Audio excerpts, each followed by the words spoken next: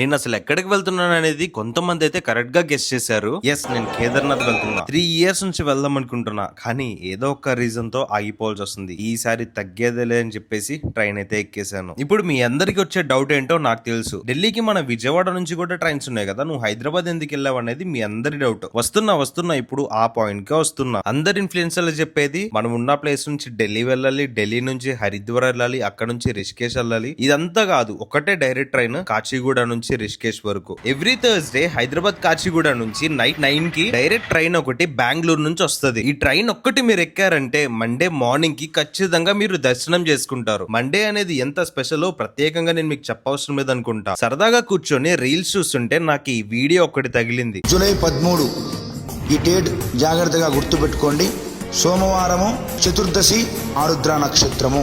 శివరాత్రి కన్నా ఈ రోజు చాలా గొప్పదైనది. ఇంత స్పెషల్ డే అంటే మనం ఇంకా సైలెంట్ గా ఉంటామా? వెంటనే ట్రైన్ ఎక్కైతే స్టార్ట్ అయిపోయాను. ఒకవేళ మీరు కేదార్నాథ్ వెళ్తున్నట్టయితే రాబోయే వీడియోస్ మీకు చాలా యూస్ఫుల్ అవుతాయి. మన పేజ్ ని ఫాలో చేసుకొని పెట్టండి. లేదంటే కేదార్నాథ్ ప్లాన్ చేసే మీ ఫ్రెండ్ కి ఈ రీల్ అయితే షేర్ చేయండి.